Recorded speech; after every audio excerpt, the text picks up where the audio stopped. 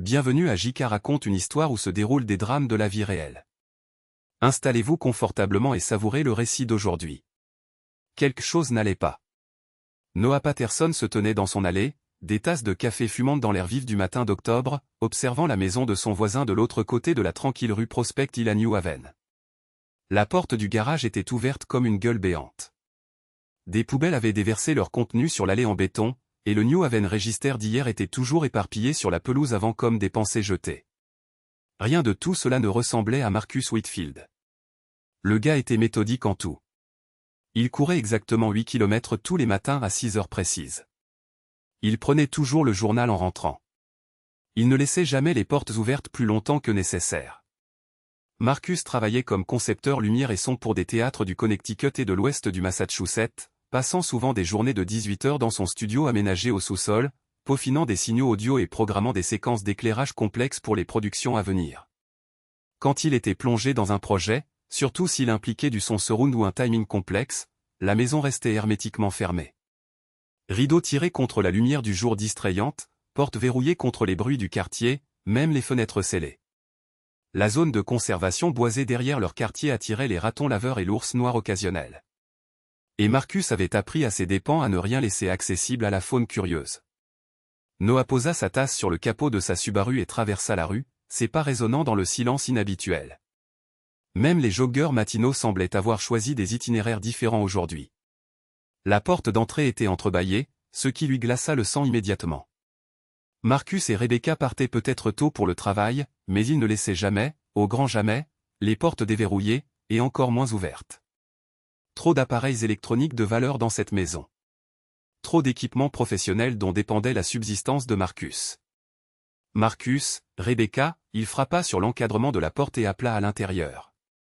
Sa voix portait cette gaieté forcée que les gens utilisent lorsqu'ils essaient de ne pas paniquer. « Tout va bien par ici ?» Le silence était lourd, chargé d'un sentiment d'anomalie. Noah poussa la porte plus largement et entra dans le couloir, remarquant immédiatement l'odeur. Quelque chose de métallique et d'étrange que son cerveau ne voulait pas identifier. La maison semblait vide d'une manière qui allait au-delà de la simple absence, comme si quelque chose de vital en avait été drainé.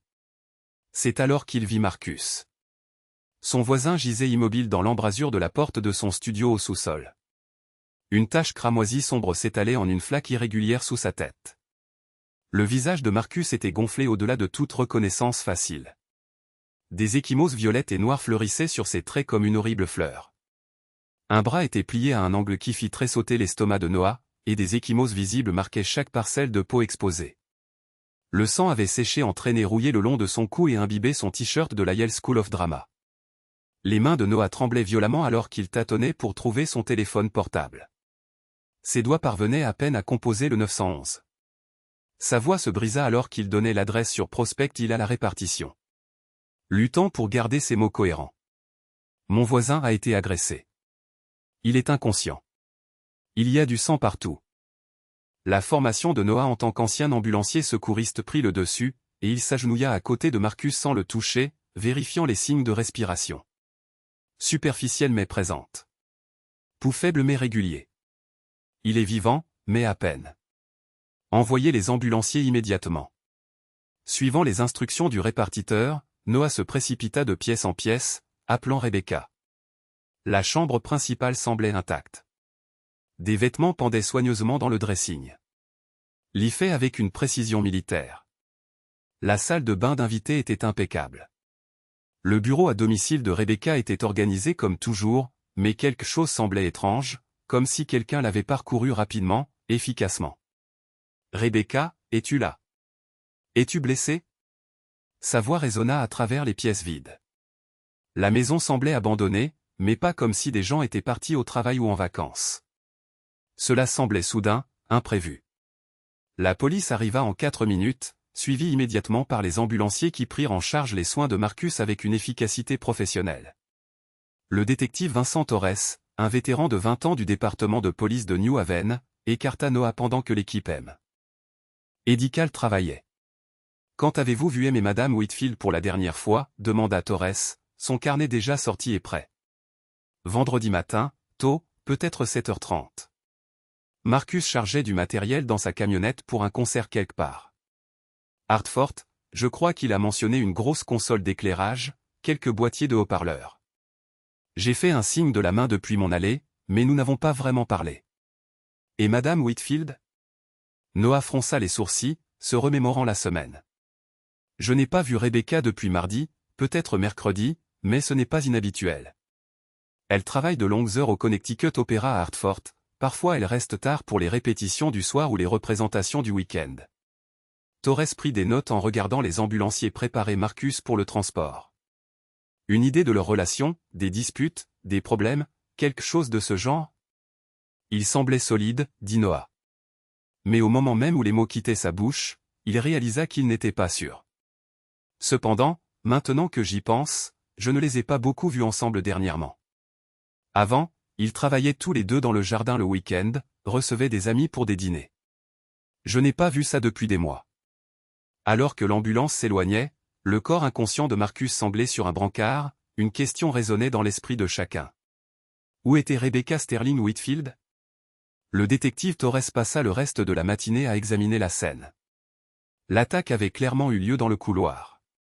Des taches de sang, des signes de lutte. Quelques gouttes menant vers la porte d'entrée, mais la maison n'avait pas été cambriolée. L'équipement coûteux de Marcus était resté intact dans son studio. Les bijoux de Rebecca étaient toujours dans sa chambre. De l'argent liquide était visible sur le comptoir de la cuisine. C'était personnel. 9 ans plus tôt, Marcus Whitfield et Rebecca Sterling s'étaient rencontrés lors de leur dernier semestre dans différentes écoles de théâtre à Manhattan. Marcus complétait son MFA en théâtre technique à SUNY Purchase tandis que Rebecca terminait son diplôme en gestion théâtrale à la New School.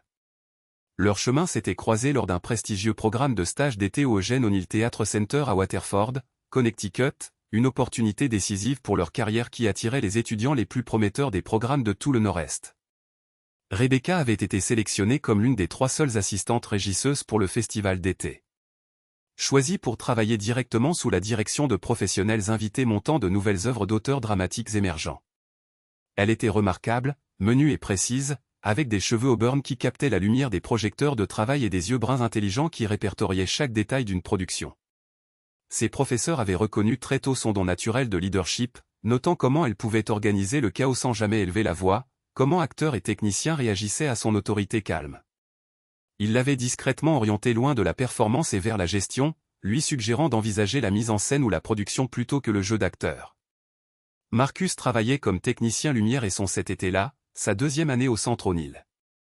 À 24 ans, il possédait déjà une compréhension presque surnaturelle. Sa compréhension de la manière dont la lumière et le son pouvaient transformer un espace, transporter les spectateurs, les faire croire à des mondes impossibles. Ses créations étaient innovantes, mais jamais tapa accent grave l'œil. Elles servaient l'histoire, accentuaient l'émotion, puis se fondaient dans le tissu de la production comme si elles avaient toujours été là.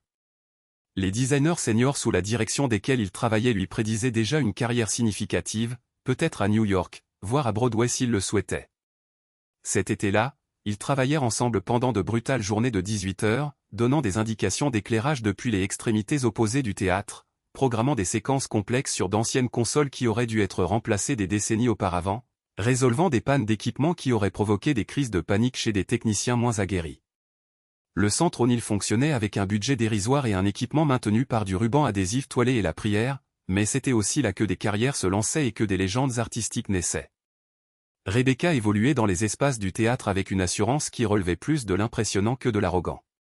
Elle résolvait les problèmes avant qu'ils ne deviennent des crises, anticipait les besoins avant qu'ils ne soient exprimés, et parvenait, d'une manière ou d'une autre, à maintenir des metteurs en scène exigeants, des acteurs capricieux et des techniciens épuisés à travailler vers le même objectif. Elle était frappante, mais plus encore, elle était compétente d'une manière qui rendait toutes les personnes autour d'elle plus capables.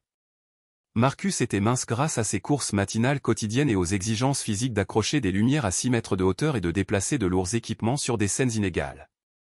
Son intensité discrète attirait les gens. Il écoutait plus qu'il ne parlait, et quand il parlait, c'était parce qu'il avait quelque chose d'important à dire. Il avait le genre d'attention concentrée qui faisait que la personne à qui il parlait se sentait la plus intéressante du monde. 2 semaines après le début du programme d'été, après des jours de travail avec des horaires parallèles qui laissaient à peine le temps de manger, ils se retrouvèrent enfin seuls ensemble lors d'une rare pause. La régie technique était exiguë et étouffante, remplie d'anciennes consoles son et lumière qui irradiaient de la chaleur comme de petits fours, mais elle devint leur espace privé une fois les répétitions de la journée terminées et le bâtiment enfin silencieux. Tu sais, dit Rebecca un soir alors qu'ils achevaient de programmer la dernière séquence d'éclairage pour la présentation de la semaine. J'ai vraiment hâte de venir travailler chaque jour maintenant. Elle jeta un coup d'œil à Marcus par-dessus la console lumineuse. Ça ne m'est pas arrivé depuis, peut-être même jamais. Elle se pencha et l'embrassa sur la joue, un geste à la fois spontané et en quelque sorte inévitable. Marcus se tourna vers elle et leurs lèvres se rencontrèrent. Le baiser fut doux au début, puis plus profond alors que des semaines d'attraction croissante trouvaient enfin leur expression. Pendant un instant, le stress des délais impossibles et des metteurs en scène exigeants disparut complètement. La porte principale du théâtre claqua quelque part en dessous d'eux, suivie par la voix de leur directeur résonnant dans le bâtiment. « Marcus, Rebecca, vous avez fini là-haut ? On doit fermer, et j'ai une réunion de production à 7 heures du matin. » Ils se séparèrent rapidement, le visage rougi, ramassant leurs affaires avec un rire nerveux qui relevait à la fois de l'embarras et de l'excitation. « Tout est prêt », cria Rebecca, sa voix plus ferme qu'elle ne l'était intérieurement. La séquence finale est programmée et testée. Vous allez adorer le spectacle de demain soir. Cet été marqua le début de tout, l'histoire d'amour qui allait définir leur deux vies et, finalement, la trahison qui faillit détruire l'un d'eux. Au moment de l'obtention de leur diplôme le printemps suivant, Marcus et Rebecca étaient devenus inséparables. Ils passèrent les vacances de Noël avec la famille de Marcus à Portland, dans le Maine, où ses parents tombèrent immédiatement sous le charme de la chaleur et de l'intelligence évidente de Rebecca. Le nouvel an fut célébré avec la famille de Rebecca à Boston, avec son frère aîné Andrew, ses parents qui enseignaient à l'université de Boston, et un vaste réseau d'universitaires et de gens de théâtre qui acceptèrent Marcus comme s'il avait toujours fait partie de leur famille. Marcus trouva presque immédiatement un emploi stable auprès de petites compagnies de théâtre à travers le Connecticut et l'ouest du Massachusetts, assistant occasionnellement des designers établis à New York lorsqu'ils avaient besoin d'aide supplémentaire pour des productions complexes. Sa réputation de fiabilité et d'innovation se répandit rapidement au sein de la communauté très unie des professionnels du théâtre de Nouvelle-Angleterre. Rebecca obtint un poste à l'Opéra du Connecticut à Hartford, un emploi stable avec d'excellents avantages qui pourraient lui assurer une carrière à vie si elle le souhaitait. La compagnie d'opéra était bien financée et respectée, avec des liens avec les grandes maisons d'opéra de tout le Nord-Est. Ils louèrent un appartement modeste mais charmant dans le quartier d'East Rock à New Haven, suffisamment proche des théâtres de Yale pour que Marcus puisse décrocher des missions indépendantes supplémentaires, et pratiques pour le trajet de Rebecca vers Hartford. Leur foyer devint rapidement un lieu de rassemblement pour d'autres jeunes professionnels du théâtre. Rebecca avait hérité du don de sa mère pour créer des espaces accueillants, et Marcus savait cuisiner des repas de qualité restaurant avec un budget d'étudiant diplômé, compétence acquise en travaillant dans des cuisines de restaurants pendant ses études universitaires. Leur relation s'approfondit en même temps que leur carrière. Marcus se souvenait des paresseux dimanches matins où Rebecca se blottissait contre lui tandis que la pluie d'automne tambourinait contre la fenêtre de leur chambre et qu'ils planifiaient le théâtre qu'ils ouvriraient un jour. Il se souvenait de son enthousiasme lorsqu'elle fut promue assistante de régie. Comment elle répait. Et son discours de remerciement pour un imaginaire Tony Award tout en pliant leur linge. Il se souvenait de son apparence dans son vieux sweatshirt de la Yale School of Drama alors qu'elle préparait le café dans leur petite cuisine. Cheveux en bataille et pieds nus, plus belle que n'importe quelle actrice qu'il avait jamais éclairée sur scène. Leur amour était à la fois passionné et confortable, bâti sur des ambitions partagées et un respect sincère pour les talents de l'autre. Il assistait religieusement aux productions de l'un et de l'autre. Rebecca s'asseyait au fond de n'importe quel théâtre où Marcus travaillait, observant ses créations d'éclairage transformer des scènes ordinaires en mondes magiques. Marcus se tenait dans les coulisses pendant les productions d'opéra de Rebecca, s'émerveillant de sa capacité à coordonner des dizaines d'éléments mobilant des performances fluides. La demande en mariage arriva au cours de leur 4e année ensemble. Marcus avait conçu les éclairages pour une petite production de Goretown de Thornton Wilder au Yale Repertory Theatre. Le spectacle fut un succès critique, le Hartford Courant louant spécifiquement la conception d'éclairage lumineuse et profondément émouvante de Marcus qui sublimait plutôt qu'elle ne submergeait le texte élégant de Wilder. Rebecca avait assisté à toutes les représentations. Mais le soir de la dernière, elle se retrouva seule dans le théâtre vide après la fête des acteurs. « Salut, l'inconnu », la voix de Marcus vint de l'obscurité derrière elle. Elle se retourna pour le voir, silhouetté contre la veilleuse, cette unique ampoule nue que les théâtres laissent allumer lorsque le bâtiment est vide. « Je pensais justement à la première fois où nous avons travaillé ensemble », dit Rebecca. Tu te souviens de cette horrible console au centre O'Neill? Comme nous sommes restés éveillés jusqu'à 3 heures du matin à programmer des séquences qui fonctionnaient à peine? Je me souviens avoir pensé que tu étais la personne la plus compétente que j'ai jamais rencontrée, dit Marcus, s'avançant dans l'allée vers elle. Et la plus belle. Il s'arrêta à Co. Il quitta son siège et s'agenouilla. Épouse-moi, Rebecca Sterling. Épouse-moi et bâtissons ensemble quelque chose d'extraordinaire. Elle dit oui avant qu'il n'ait fini de demander. Leur mariage fut parfait dans sa simplicité. Une cérémonie à la Trinity Church on the Green, dans le centre-ville de New Haven, suivie d'un dîner chez Frank PPS et enfin d'une soirée dansante dans un club de jazz qui resta ouvert tard pour leur fête. Les parents de Marcus étaient venus du Maine. La famille de Rebecca était venue de Boston. Des gens de théâtre remplirent les sièges restants avec le genre d'énergie joyeuse qui ne vient que des artistes célébrant l'amour. La réception fut intime et chaleureuse, remplie de toasts qui firent rire et pleurer à parts égales. Leur nuit de noces à l'auberge de Mystique fut comme le couronnement naturel d'années passées à construire quelque chose de beau ensemble. Ils parlèrent jusqu'à l'aube de leur avenir, du théâtre qu'ils ouvriraient dans 10 ans, des productions itinérantes qu'ils créeraient, de l'héritage artistique qu'ils laisseraient ensemble. Rebecca s'endormit la tête sur la poitrine de Marcus tandis qu'il lui caressait les cheveux et planifiait l'éclairage de leur théâtre imaginaire. Pendant les 5 premières années de leur mariage, ils vécurent ce rêve. Le problème commença si lentement qu'aucun d'eux ne le remarqua au début. La carrière de Marcus fleurissait au-delà de leurs projections les plus optimistes. Il était devenu le concepteur lumière incontournable pour les théâtres régionaux respectés de toute la Nouvelle-Angleterre, et son calendrier restait rempli 6 mois à l'avance. La Hartford Stage Company le gardait sous contrat. Jacob Espillot le voulait pour son festival d'été. Les théâtres de Boston l'appelaient avec des offres qui auraient été impensables seulement 2 ans plus tôt. Le succès signifiait des heures plus longues, plus de voyages, des projets qui accaparaient son attention si complètement qu'il en oubliait de dîner ou de rappeler. Marcus disparaissait dans son studio au sous-sol pendant des périodes de 12 heures, n'en ressortant que lorsque Rebecca descendait physiquement pour le voir. Il voyageait à Boston pour des semaines techniques, au Birker pour des festivals d'été, à New York pour observer des productions de designers dont il admirait le travail. La carrière de Rebecca avait stagné exactement au même moment.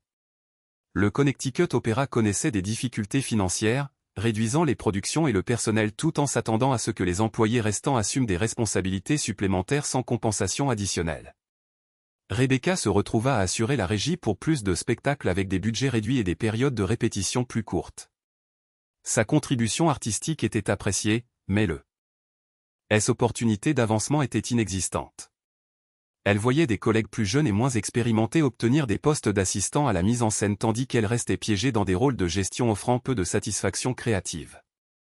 La distance entre grandissait de manière incrémentale, imperceptiblement comme la dérive des continents. Marcus rentrait à la maison épuisé après une semaine technique à Springfield ou à Burlington. Son esprit était encore occupé à résoudre les problèmes d'éclairage de la production qu'il venait de lancer. Rebecca l'accueillait avec des nouvelles de sa journée qu'il entendait mais n'assimilait pas vraiment. Son attention se tournait déjà vers la prochaine échéance de projet. Il faisait l'amour moins fréquemment, et quand il le faisait, cela semblait routinier plutôt que passionné. Un couple marié répétant des gestes familiers plutôt que des amants se découvrant. « Tu n'es plus présent », lui dit Rebecca un soir, après qu'il eut passé leur dîner d'anniversaire à répondre à des emails concernant un spectacle qui s'ouvrait à Providence. « J'ai l'impression de vivre avec un fantôme. Tu es physiquement là, mais ton esprit est toujours ailleurs. » « C'est juste temporaire », répondit Marcus, sans lever les yeux de l'écran de son téléphone. « Une fois que ce spectacle sera lancé, les choses se calmeront. J'aurai plus de temps. » Mais il y avait toujours un autre spectacle, une autre crise, une autre raison de prioriser le travail sur leurs relations. Marcus se disait qu'ils construisaient leur avenir, établissant la réputation qui leur permettrait un jour d'ouvrir leur propre théâtre. Rebecca se disait qu'elle était un soutien. Qu'elle comprenait les exigences d'une carrière artistique. Aucun d'eux ne reconnaissait qu'ils devenaient lentement des étrangers. Rebecca commença à passer plus de temps à la salle de sport, au début juste pour combattre le stress et la prise de poids causée par une alimentation irrégulière et les longues heures à l'opéra. Le incadiste rock proposait des cours pratiques, mais elle voulait une attention plus personnalisée, quelque chose qui l'aiderait à se sentir forte et confiante à nouveau. C'est alors qu'elle découvrit Callahan's Fitness sur State Street, une salle de sport sérieuse avec des équipements de haute qualité et des entraîneurs qui travaillaient avec des athlètes professionnels. Brent Callahan avait joué au football universitaire à Yukon avant d'être drafté par les New England Patriots au 6e tour. Une blessure au genou mit fin à sa carrière NFL après seulement 2 saisons, mais il avait utilisé sa prime de signature et son bref salaire judicieusement, investissant dans l'immobilier et bâtissant un réseau de centres de fitness dans toute la région de New Haven. À 35 ans, il maintenait le physique qui avait fait de lui un athlète professionnel, un M90 de muscles parfaitement conditionnés, avec le genre de présence qui faisait que les autres hommes s'écartaient instinctivement. Rebecca l'engagea comme entraîneur personnel, au début juste pour la forme physique de base et la gestion du stress. Brent était tout ce que Marcus n'était pas, imposant physiquement là où Marcus était mince, entièrement concentré sur le moment présent là où Marcus vivait dans de futurs projets, généreux en compliments et en attention là où Marcus était devenu distrait et distant. Leur séance d'entraînement devint le point culminant de la semaine de Rebecca. La seule heure où elle se sentait la cible de l'attention et de la priorité complète de quelqu'un. « Tu es plus forte que tu ne le penses », lui disait Brent alors qu'elle s'épuisait à travers une série d'exercices difficiles. La plupart des gens ne découvrent jamais de quoi ils sont vraiment capables. Rebecca commença à rester plus tard à la salle, rejoignant Brent pour des smoothies protéinés après leur séance, l'écoutant parler de ses plans d'affaires et de sa philosophie athlétique. Il la fit se sentir intéressante, désirable, importante aux des émotions qui s'étaient estompées de son mariage si progressivement qu'elle n'avait pas remarqué leur absence, jusqu'à ce que quelqu'un les lui offre de nouveau. L'aventure commença par une soirée enneigée de février. Marcus était à Chicago, supervisant l'installation de sa conception d'éclairage pour une production itinérante qui se déroulerait dans 12 villes sur 6 mois. Rebecca avait enduré une journée particulièrement exténuante à l'opéra. Des coupes budgétaires avaient forcé l'élimination d'un poste technique entier, la laissant absorber des responsabilités pour lesquelles elle n'était ni formée ni rémunérée. Elle était passée chez Callahan bien qu'il soit après les heures d'ouverture, désespérée d'obtenir une sorte de libération physique du stress. Brent était seul dans la salle de sport, nettoyant l'équipement et organisant l'espace pour le lendemain. Ils parlèrent pendant qu'ils travaillaient, et Rebecca se retrouva à partage. Des frustrations concernant son mariage qu'elle n'avait jamais exprimées à voix haute à personne, et qu'elle avait à peine admises à elle-même. « On dirait qu'il te tient pour acquise, » dit Brent. Son attention entièrement concentrée sur ses mots plutôt que sur sa routine de nettoyage. C'est ce qui arrive quand les gens deviennent trop à l'aise. Ils cessent de voir ce qui est juste devant eux. Quand il l'embrassa, elle ne se retira pas. Pour la première fois depuis des mois, quelqu'un la faisait se sentir comme la personne la plus importante dans leur monde. L'aventure a duré 4 mois, de février à mai. Rebecca se disait que c'était temporaire, une façon de se sentir valorisée et désirer le temps de trouver comment réparer son mariage. Elle mettrait fin à sa relation avec Brent et s'efforcerait de renouer avec Marcus une fois qu'il aurait terminé son projet actuel. Mais le travail de Marcus ne se terminait jamais vraiment. Il y avait toujours une autre production, une autre échéance, une autre raison de repousser les conversations qui auraient pu sauver leur mariage. Brent la faisait se sentir vivante d'une manière qu'elle avait oublié être possible. Il était entièrement présent lorsqu'ils étaient ensemble. Son attention n'était jamais partagée entre elle et un téléphone qui sonnait. Il complimentait son intelligence, sa compétence au travail, sa force physique alors qu'elle devenait plus en forme grâce à son entraînement. Plus important encore, il la faisait se sentir sexuellement désirable d'une manière que Marcus n'avait pas fait depuis plus d'1 an. Leur relation devint de plus en plus intense. Brent venait la chercher après ses répétitions tardives et il se rendait à son appartement, au-dessus de la salle de sport du centre-ville.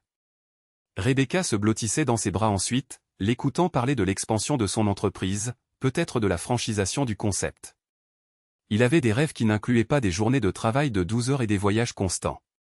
Il voulait une partenaire qui serait pleinement présente pour construire quelque chose ensemble.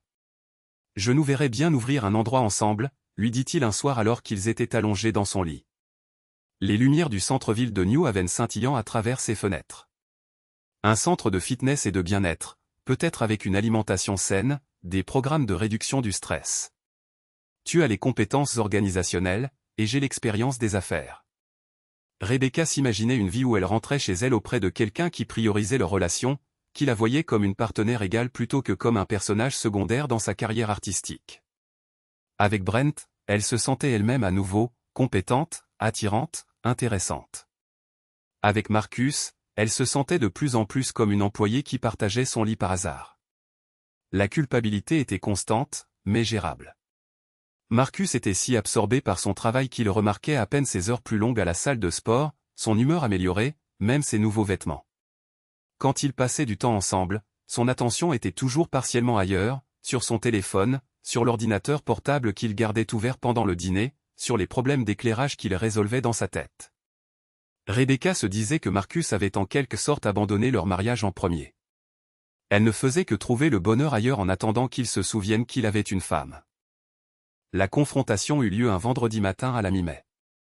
Marcus était rentré de Chicago la nuit précédente, mais il avait été appelé tôt à Yelrep pour une réparation d'éclairage d'urgence. Il avait oublié du matériel essentiel à la maison et était rentré inopinément pour le récupérer. Il entra dans leur chambre pour trouver Rebecca et Brent ensemble. La trahison frappa Marcus comme un coup physique. 9 ans d'amour et de partenariat réduits à ce seul moment de lucidité dévastateur. Rebecca s'efforça d'expliquer, de minimiser, d'annuler en quelque sorte ce qu'il avait vu. Mais Marcus s'était déjà détourné. Il passa le reste de la journée à conduire sans but à travers le Connecticut, essayant de digérer l'effondrement complet de tout ce qu'il croyait de sa vie. Quand il rentra chez lui ce soir-là, Rebecca l'attendait avec une valise prête. « J'ai besoin de temps pour réfléchir, dit-elle, sa voix ferme, mais ses yeux incapables de rencontrer les siens. Brent a une maison au bord d'un lac dans le nord-ouest du Connecticut. J'y serai pour une semaine. Ne fais pas ça, dit Marcus doucement. Quoi qu'il y ait de mal entre nous, nous pouvons le réparer. Ne jette pas 9 ans pour un propriétaire de salle de sport que tu connais à peine. Tu l'as jeté en premier, répliqua Rebecca, sa culpabilité se transformant en colère défensive. Tu l'as juste fait si graduellement qu'aucun de nous n'a remarqué avant qu'il ne soit trop tard. Quand est-ce que tu m'as regardé pour la dernière fois? Vraiment regardé comme si j'étais quelqu'un qui valait ton attention. Marcus se retrouva à genoux, suppliant littéralement sa femme de ne pas partir. L'humiliation le brûlait, mais son désespoir était plus fort.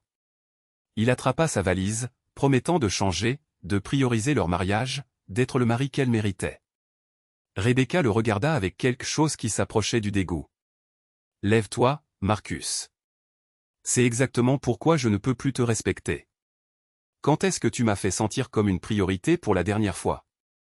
Quand est-ce que tu m'as regardé pour la dernière fois comme Brent le fait? » Brent apparut dans l'embrasure de la porte de la chambre, et Marcus sentit quelque chose de fondamental se briser en lui à la vue de cet étranger dans sa maison, dans son espace le plus privé, souriant avec un air suffisant devant sa douleur.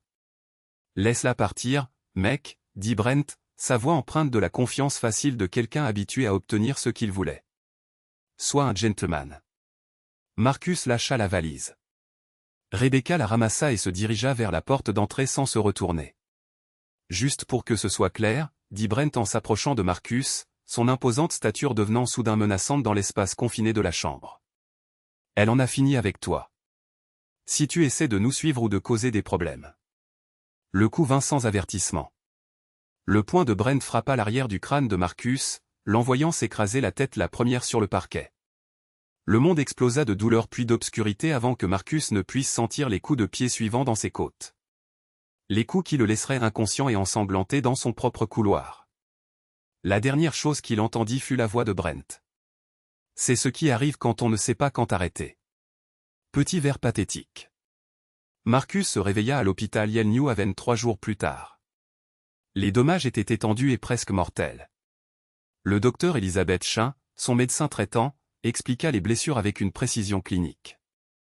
Un décollement de la rétine nécessitant une chirurgie d'urgence par le meilleur chirurgien ophtalmologiste de l'hôpital. De multiples fractures du crâne autour de son orbite oculaire qui avaient nécessité une réparation chirurgicale. Une grave commotion cérébrale qui l'avait laissé inconscient pendant plus de 72 heures, une fracture ouverte de son bras gauche, une hémorragie interne due à une rupture de la rate qui l'avait presque tué, plusieurs côtes cassées et un nez cassé. Si votre voisin ne vous avait pas trouvé au moment où il l'a fait, dit doucement le docteur Chan, vous n'auriez pas survécu.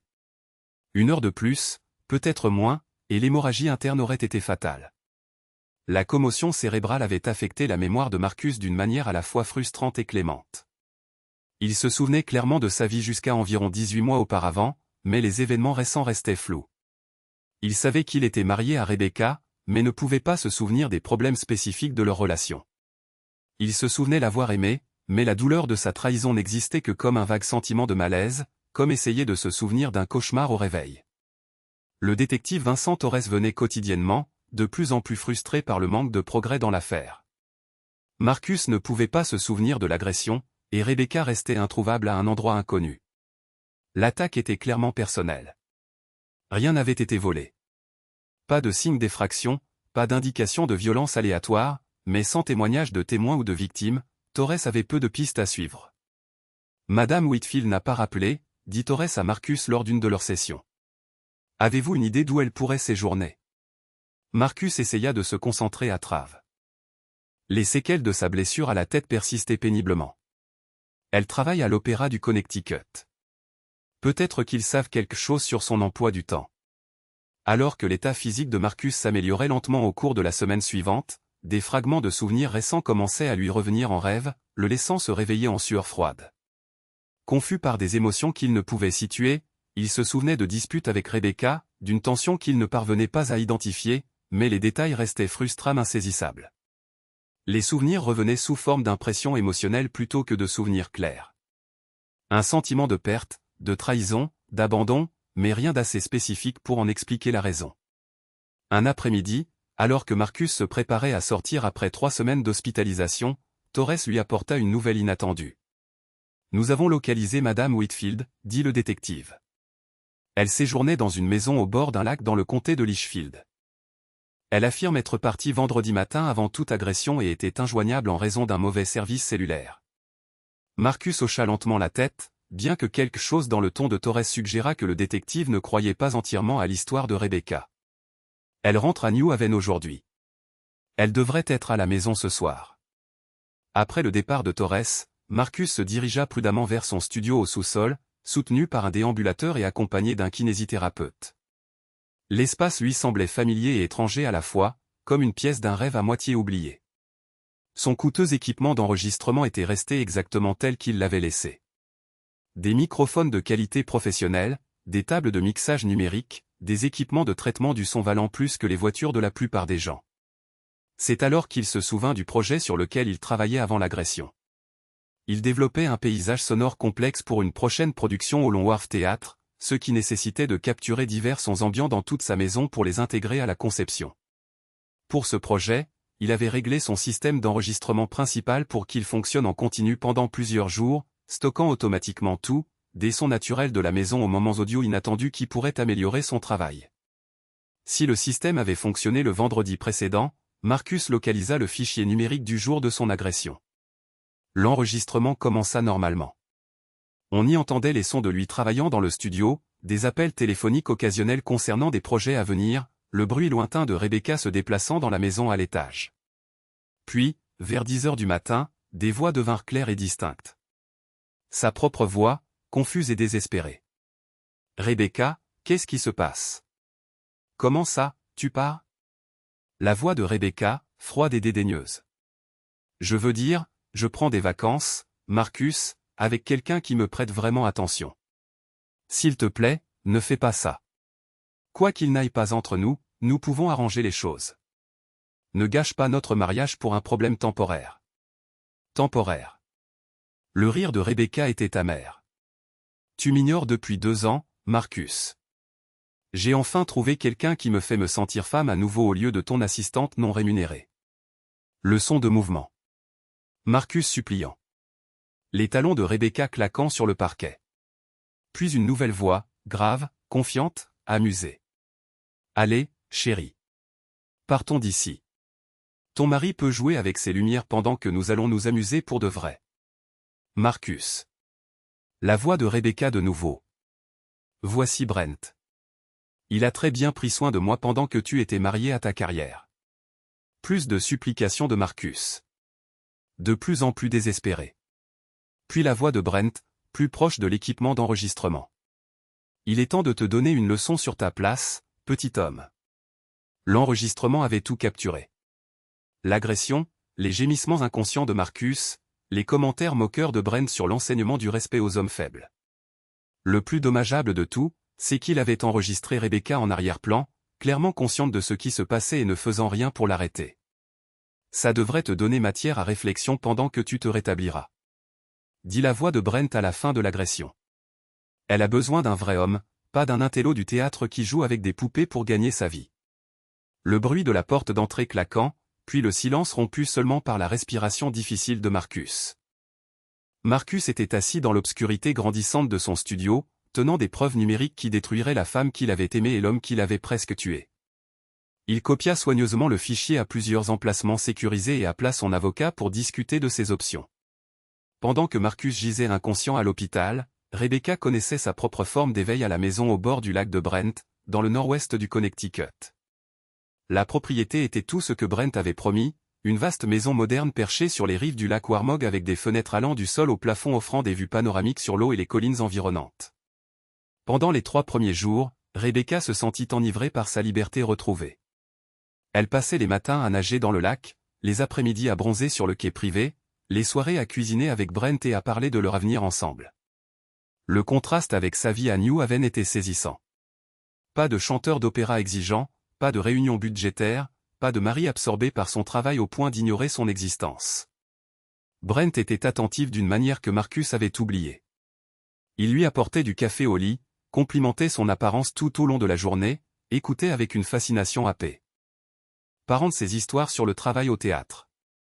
Quand il faisait l'amour, il était entièrement présent, entièrement concentré sur son plaisir plutôt que distrait par des listes de tâches mentales ou des échéances à venir. C'est comme ça que ça devrait être, lui dit Brent alors qu'ils étaient allongés sur la terrasse, regardant le coucher de soleil peindre le lac de teintes d'or et de carmin. 2 personnes qui font l'une de l'autre une priorité. Rebecca était d'accord, mais quelque part au fond de son esprit, une petite voix commençait à murmurer des doutes. L'attention de Brent était flatteuse, mais elle était aussi quelque peu accablante. Il voulait savoir où elle était à chaque instant, ce qu'elle pensait, ce qu'elle ressentait. Quand elle essayait de lire un livre, il l'interrompait pour demander ce qu'elle lisait et pourquoi. Quand elle mentionnait que certains aspects de son travail lui manquaient, il suggérait qu'elle s'accrochait au passé inutilement. « Tu n'as plus besoin de ce stress, disait-il. Quand nous nous marierons, tu pourras m'aider à gérer l'entreprise. Nous serons partenaires en tout. » Le mot « marié » provoqua un petit choc chez Rebecca. Elle était toujours mariée à Marcus, vivait toujours dans la maison qu'ils partageaient depuis 5 ans, était toujours employée par l'Opéra du Connecticut. Cette semaine au lac était censée être un temps de réflexion, une occasion de prendre du recul sur son mariage et de déterminer ce qu'elle voulait vraiment. Mais Brent faisait déjà des plans qui supposaient qu'elle l'avait choisi de manière permanente. Le 4e jour, son téléphone portable capta enfin un signal. L'écran s'illumina avec des appels manqués et des messages vocaux. Des dizaines. La plupart provenaient du détective Torres, dont les messages devenaient de plus en plus urgents au fil des jours. Madame Whitfield, ici le détective Torres du département de police de New Haven. Veuillez me rappeler immédiatement concernant un incident à votre domicile. Madame Whitfield, il est urgent que vous me contactiez. Votre mari a été hospitalisé suite à une agression. Madame Whitfield, je dois vous parler de l'attaque de votre mari. Veuillez appeler quelle que soit l'heure. Les mains de Rebecca tremblèrent en écoutant les messages. Marcus avait été attaqué, hospitalisé. Dans quel état était-il? Quand cela s'était-il passé? Qu'il soit. Elle tenta d'appeler le détective Torres immédiatement, mais l'appel tomba sur la messagerie vocale. Elle laissa un message affolé, expliquant qu'elle était dans une maison au bord du lac avec un mauvais service cellulaire et qu'elle ne recevait ses messages qu'à présent. Comment allait Marcus? Que s'était-il passé? Elle retournerait immédiatement à New Haven. Quand elle raccrocha, Brent la regardait avec une expression étrange. « Qu'est-ce qui ne va pas » demanda-t-elle. « Rien ne va mal » dit-il. Mais sa voix portait une attention qu'elle n'avait jamais entendue auparavant. « Un timing intéressant, c'est tout. »« Que veux-tu dire » Brent s'approcha de la fenêtre, regardant le lac plutôt que de croiser son regard. « Ton mari est blessé le jour même où nous quittons la ville. » Pratique. Une froide prise de conscience commença à se former dans l'esprit de Rebecca. « Brent, que s'est-il passé quand nous avons quitté la maison vendredi » Rien ne s'est passé. Nous sommes partis. Il allait bien. Mais tu es retourné à l'intérieur après que je sois monté dans la voiture. Tu as dit que tu avais besoin de lui dire quelque chose. Brent se tourna pour lui faire face. Et un instant, sa façade soigneusement entretenue s'effondra. Elle vit quelque chose dans ses yeux qu'elle n'avait jamais remarqué auparavant. Quelque chose de froid et de calculateur. J'ai dit au revoir à ton mari. Je me suis assuré qu'il comprenait la situation. Qu'est-ce que ça veut dire? Cela signifie que je lui ai expliqué les choses en des termes qu'il pouvait comprendre. Le téléphone de Rebecca sonna. Le détective Torres rappelait. Madame Whitfield. Dieu merci. Où êtes-vous? Je suis dans une maison au bord du lac dans le comté de Litchfield. Détective, qu'est-il arrivé à Marcus? À quel point est-il blessé? Il a été gravement battu vendredi matin. Il est aux soins intensifs depuis 4 jours. Nous avons besoin que vous veniez pour interrogatoire immédiatement. Les jambes de Rebecca cédèrent et elle s'effondra sur une chaise, accablée. Gravement battue. Aux soins intensifs depuis des jours. Je serai là dans 2 heures, dit-elle en raccrochant. Brent se tenait juste devant elle. Tu ne peux pas y retourner, dit-il. Quoi? Tu ne peux pas retourner auprès de lui. Nous construisons quelque chose ici. Brent, mon mari est aux soins intensifs à cause de ce que tu as fait. Je n'ai rien fait qu'il n'ait pas provoqué lui-même, dit Brent, sa voix se durcissant. Il avait besoin d'apprendre le respect. L'horreur de la situation battit sur Rebecca. Brent n'avait pas seulement dit au revoir à Marcus. Il l'avait battu, l'avait peut-être presque tué, puis l'avait calmement emmené pour un week-end romantique tandis que Marcus gisait en sang sur leur sol. Tu dois me dire exactement ce qui s'est passé, dit-elle, sa voix à peine plus qu'un murmure. Brent s'assit en face d'elle, son comportement devenant presque clinique. Ton mari était pathétique, il pleurait, suppliait, s'accrochait à ta valise comme un enfant. Quelqu'un devait lui apprendre à être un homme, alors tu l'as battu jusqu'à l'inconscience.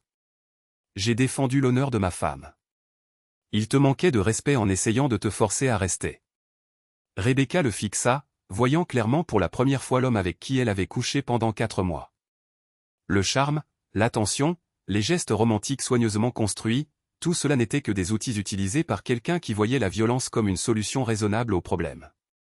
Et pire encore, il reformulait déjà le récit pour la rendre complice. Je dois y retourner, dit-elle en se levant. Je dois voir Marcus. M'assurer qu'il va bien. Brent se déplaça rapidement, bloquant son chemin vers la porte. Tu ne penses pas clairement. Si tu y retournes maintenant, tu seras juste ramené dans ce mariage mort. Nous pouvons construire quelque chose de mieux ici. Sors de mon chemin, Rebecca, réfléchis-y logiquement. Si tu y retournes maintenant, la police va poser des questions. Ils vont vouloir savoir pourquoi tu as quitté la ville le jour même où ton mari a été battu. Ils vont vouloir savoir pour nous. Une nouvelle peur s'insinua dans l'esprit de Rebecca. Es-tu en train de dire que je suis d'une certaine manière responsable de ce que tu as fait?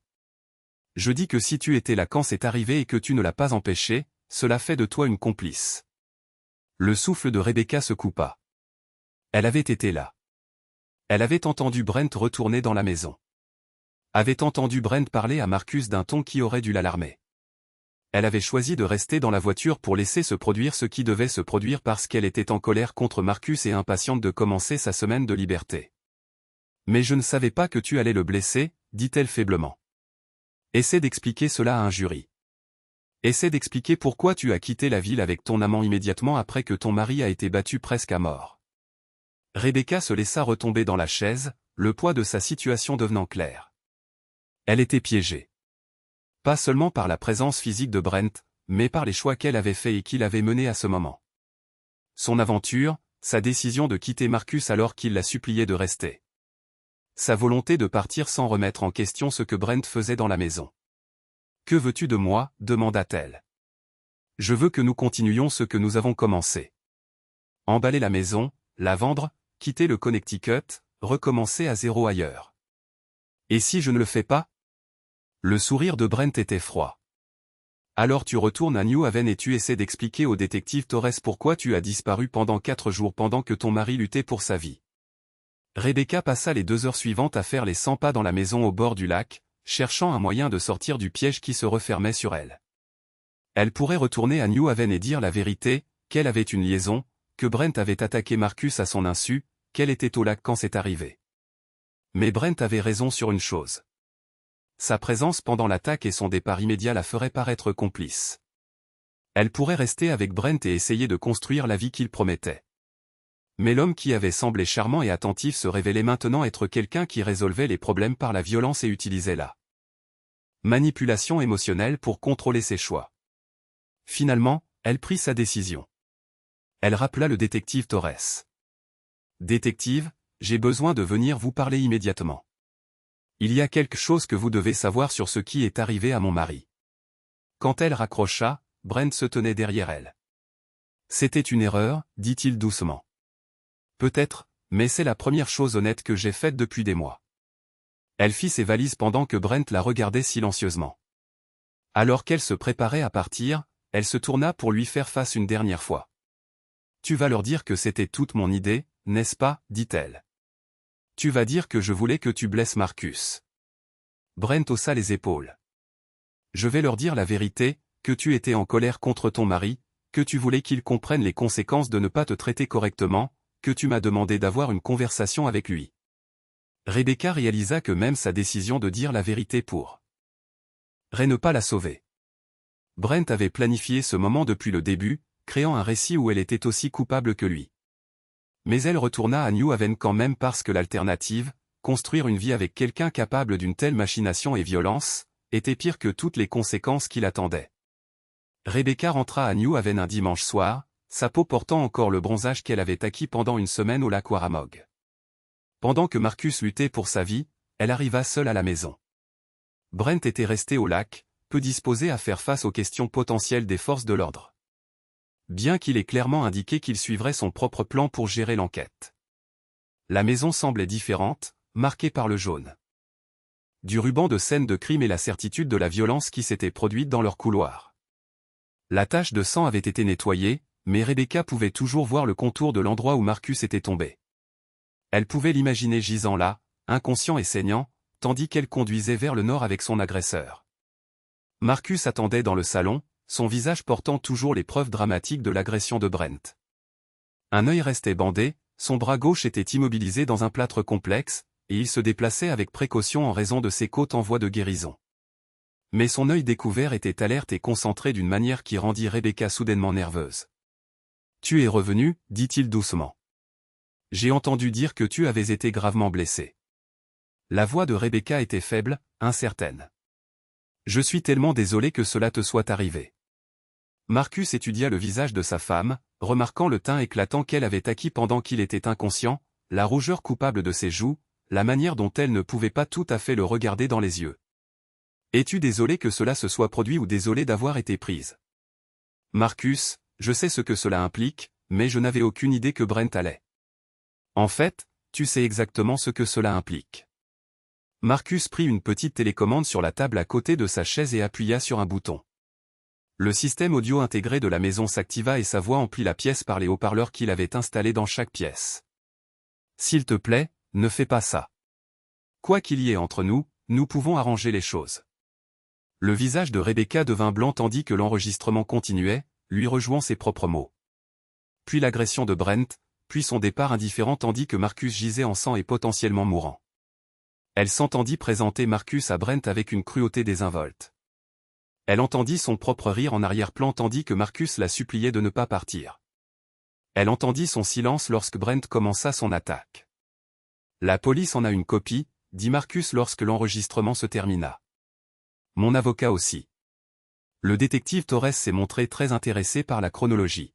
« Marcus, s'il te plaît. »« Je n'ai jamais voulu. »« Il n'y a rien à discuter, » dit Marcus calmement. « Les preuves parlent d'elles-mêmes. » Rebecca s'effondra sur une chaise, la pleine réalité de sa situation devenant claire. Elle avait pensé pouvoir revenir à New Haven, expliquer sa version des faits et d'une manière ou d'une autre arranger les choses avec Marcus, mais l'enregistrement révélait sa complicité d'une manière qu'elle n'avait pas entièrement saisie. Une heure plus tard, le détective Torres arriva à la maison, suivi peu après par le camion de Brent dans l'allée. Brent entra avec lassitude, sentant immédiatement que quelque chose avait fondamentalement changé. Marcus resta assis, mais son avocat, James Morrison, était présent dans la pièce. « Monsieur Callahan, » dit Morrison formellement. « Mon client a fourni des preuves de l'agression aux forces de l'ordre. Nous nous attendons à ce que des accusations soient portées dans les 72 heures. » La façade confiante de Brent se fissura complètement. « Écoutez, Je n'ai jamais voulu que ça aille aussi loin. L'enregistrement indique le contraire, répliqua Morrison. Vous faites face à de graves accusations de crime.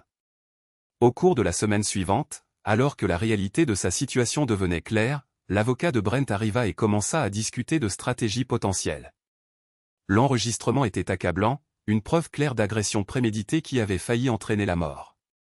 Les directives de détermination de la peine du Connecticut pour de tels crimes étaient sévères, et le casier judiciaire de Brent, bien que limité, comprenait plusieurs accusations d'agression datant de ses jours de football universitaire qui avaient été réduites à des infractions moindres. Face à la certitude d'une condamnation et d'une peine potentielle de 15 ans, l'avocat de Brent commença à explorer des options de règlement, son client étant prêt à offrir une compensation significative dans l'espoir de recevoir une recommandation de clémence lors de la détermination de la peine pénale. Le règlement proposé incluait l'immeuble du centre-ville de Brent abritant sa salle de sport phare, Brent acceptant de quitter les lieux dans les 60 jours et de relocaliser ses opérations dans l'une de ses autres installations, la deuxième de ses 4 autres emplacements de salle de sport. Sa propriété au bord du lac dans le comté de Litchfield. Sa collection de Corvettes vintage, 5 voitures s'étendant des années 1960 à nos jours. Un paiement en espèces substantielles pour les frais médicaux, le manque à gagner et la douleur et la souffrance.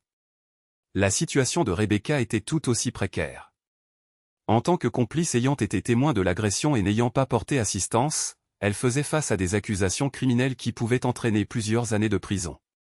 Son avocat a conseillé une coopération immédiate et un divorce rapide et non contesté pour démontrer son engagement à réparer ses torts et à se distancer des actions de Brent.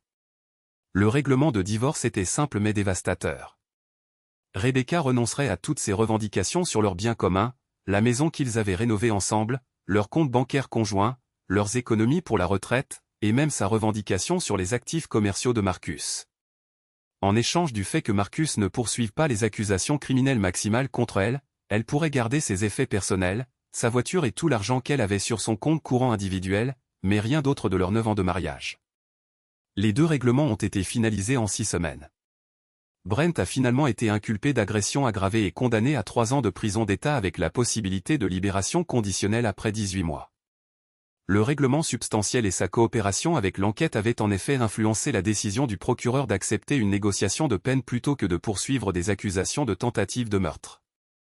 Rebecca a reçu 2 ans de probation, 500 heures de travaux d'intérêt général et des séances de counseling obligatoires. Mais sa carrière dans la communauté théâtrale du Connecticut était effectivement terminée.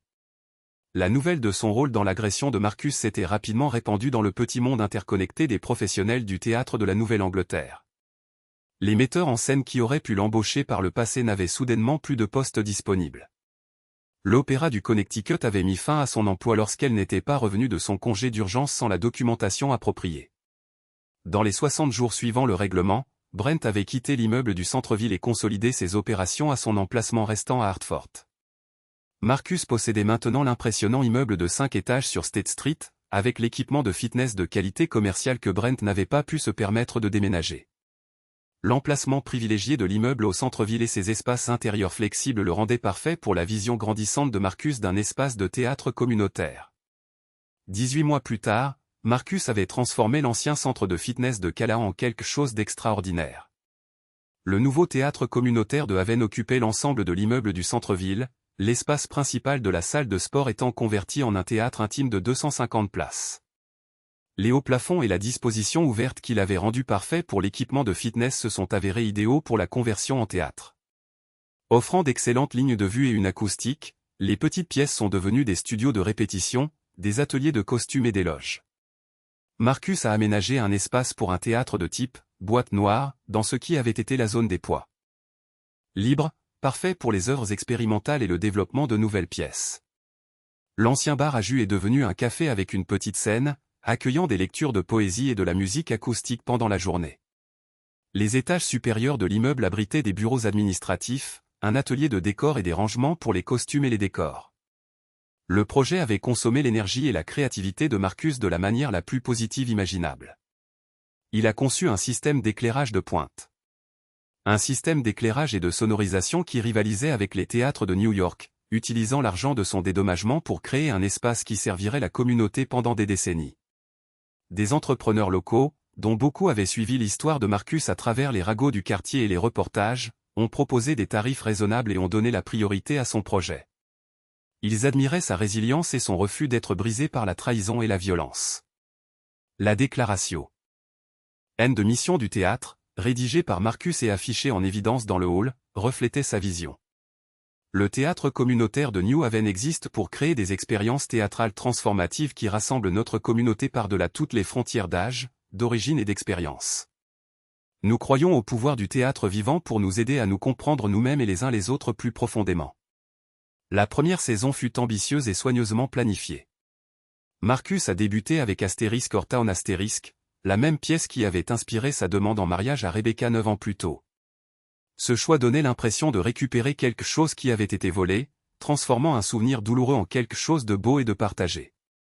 La production réunissait un mélange d'acteurs professionnels de New York et New Haven, d'amateurs talentueux de la communauté, et de plusieurs étudiants de la Yale School of Drama désireux de travailler dans un cadre professionnel. Rebecca avait déménagé à Hartford après le divorce, trouvant du travail auprès d'une petite compagnie de théâtre spécialisée dans les productions pour enfants. Le salaire était une fraction de ce qu'elle avait gagné à l'Opéra du Connecticut, et le travail était moins prestigieux, mais c'était un emploi honnête dans un domaine où sa réputation avait été gravement ternie. Son petit appartement dans le quartier sud de Hartford était bien loin de la belle maison qu'elle avait partagée avec Marcus dans le quartier de Prospect Hill à New Haven. Certains soirs, Rebecca passait devant leur ancienne maison et voyait des lumières aux fenêtres, la voiture de Marcus dans l'allée, et ressentait tout le poids de ce qu'elle avait gâché. Elle consultait un thérapeute 2 fois par semaine, essayant de comprendre comment elle était devenue quelqu'un capable des choix qui avaient mené à l'agression de Marcus. Le travail était douloureux, mais nécessaire. Elle était déterminée à redevenir quelqu'un avec qui elle pourrait vivre en paix. Brent avait été libéré de prison après avoir purgé 18 mois de sa peine de 3 ans. Ses gymnases restants avaient fait faillite pendant son incarcération, victime à la fois de son absence et de la publicité négative entourant sa condamnation. Il avait déménagé en Floride où il travaillait comme entraîneur personnel dans un centre de fitness franchisé, menant une vie beaucoup plus discrète que dans sa vie antérieure. L'arrogance et la fanfaronnade qu'il avait autrefois définies avaient complètement disparu, remplacées par la conscience nerveuse que son casier judiciaire le suivrait partout où il irait. La collection de Corvette vintage avait été l'une des pertes les plus douloureuses pour Brent. Ces voitures avaient été sa fierté et sa joie, symbole de sa réussite et de son goût. Marcus les avait vendues immédiatement et avait fait don de l'intégralité des recettes à la Connecticut Coalition Against Domestic Violence, coalition du Connecticut contre la violence domestique, s'assurant que le don soit médiatisé dans la presse locale. Le message était clair. Les instruments de la vanité de Brent finançaient désormais le soutien à ses victimes. La première de Asterisk Hortown Asterisk eut lieu par une froide soirée de décembre. Le théâtre affiché complet, rempli par la communauté théâtrale de New Haven, les étudiants et professeurs de Yale et les voisins qui avaient soutenu Marcus tout au long de son rétablissement. Noah et Sarah Patterson étaient assis au premier rang en tant qu'invités d'honneur, les personnes qui avaient littéralement sauvé sa vie en se souciant suffisamment pour remarquer quand quelque chose n'allait pas. Alors que les lumières s'éteignaient et que la conception d'éclairage méticuleusement élaborée par Marcus donnait vie au recoin de Grovet-sur-Seine, il ressentit quelque chose qu'il n'avait pas éprouvé depuis près de 2 ans. Une joie authentique. Non pas le soulagement désespéré de la survie ou la satisfaction de la justice rendue, mais le bonheur profond qui naît de la création de quelque chose de significatif à partir des débris de son ancienne vie. La production était belle, simple, honnête, et dévastatrice dans son exploration silencieuse de l'amour, de la perte et du caractère précieux des moments ordinaires. Marcus observait depuis le fond de la salle, voyant sa conception d'éclairage servir l'histoire exactement comme il le fallait, invisible mais essentiel. C'était ce qu'il avait toujours voulu créer, un espace où le théâtre pourrait transformer à la fois les interprètes et le public, où les histoires pourraient aider les gens à donner un sens à leurs propres expériences. Pendant l'entracte, Marcus déambulait dans le hall, saluant les spectateurs et observant les gens se lier autour d'histoires partagées et de passions créatives. Des artistes de théâtre se mêlaient aux étudiants. Des retraités engageaient des discussions animées avec des lycéens sur les thèmes de la pièce. Des familles initiaient des enfants. NTS à leur première expérience de théâtre vivant. C'était exactement ce qu'il avait imaginé, un espace où le théâtre pourrait bâtir une communauté, où l'art pourrait combler toutes les divisions qui séparaient habituellement les gens. Il ne vit pas Rebecca se glisser pendant le 2e acte, prenant place au dernier rang. Elle regarda les scènes finales à travers ses larmes, se remémorant leurs rêves partagés et reconnaissant ce que Marcus avait accompli entièrement seul. La production était tout ce dont ils avaient parlé de créer ensemble. Intime, émouvante, exécutée avec professionnalisme, mais chaleureusement humaine.